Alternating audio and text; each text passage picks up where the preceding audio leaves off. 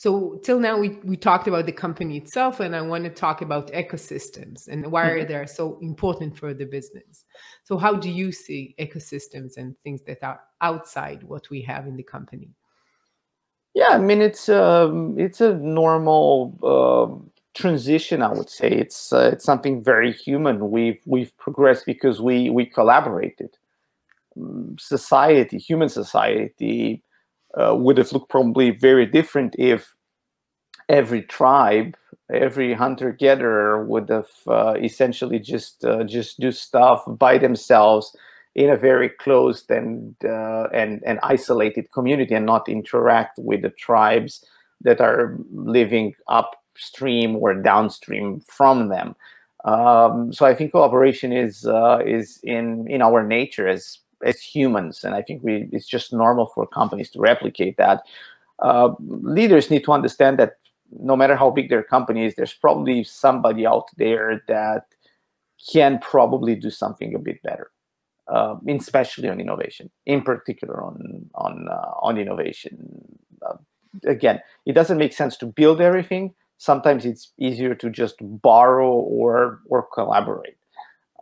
Sometimes the overhead of building something is just not justified by the return.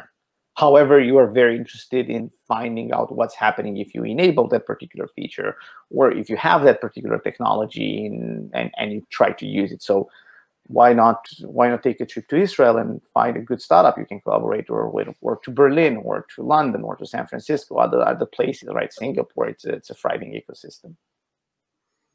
Yeah.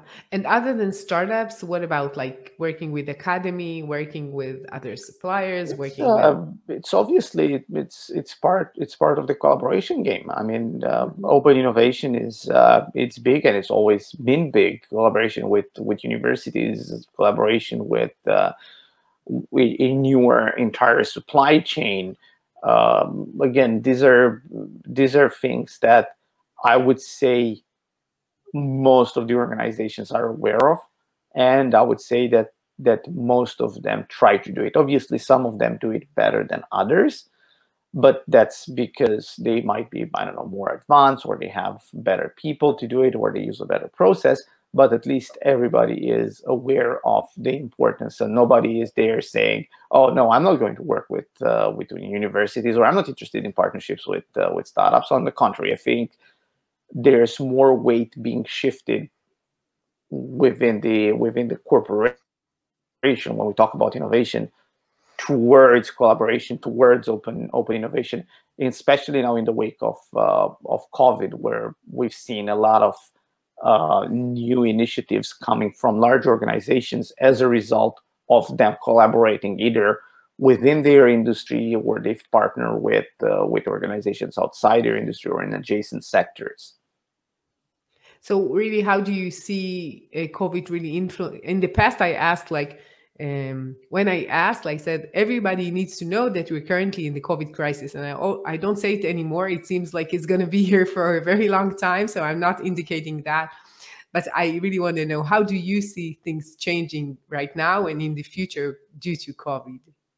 Yeah, I think, again, leaving aside the human disaster, the loss of life, the change of lifestyle, the other medical issues that are a result of COVID and people not able to exercise or go outside, leaving that aside. And again, I'm not in any way diminishing what is happening and what has happened.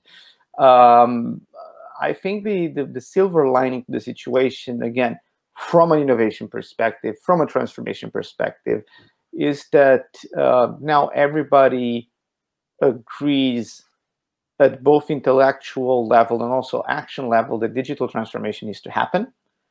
And it's not a matter of, oh, it's just a wave, oh, it's just a trend, we're gonna weather it out, it's fine, let the wave pass, and we're gonna go back to selling our stupid cars the way they were before.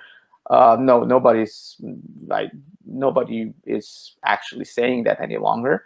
But that's digital transformation. On the innovation side, I think leaders now obviously became more aware of the importance of innovation. and also became way more pragmatic when it comes to innovation. And by way more pragmatic, and I'm going to highlight this, before COVID, in a lot of large organizations, there was a case of innovation theater. Uh, Organizations were investing in innovation just because it was trendy, just because it was cool, just because they read, I don't know, whatever book. They've just basically stuffed.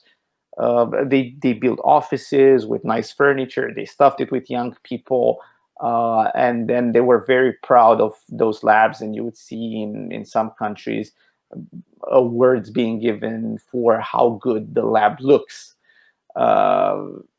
And I think that now with COVID, I'm seeing a lot of these companies shutting down those labs, and I think that's very good. It's a good step in the right direction. This means that leaders now became and are becoming more pragmatic when it comes to investments in innovation. They want to see results.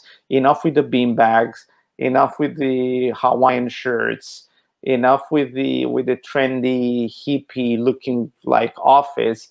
Show me results. I don't care if you work from home, if you work from a hippie office in Berlin. Um, Show me impact, show me results. And I think it's very positive to see a lot of these innovation theater labs being closed, being shut down.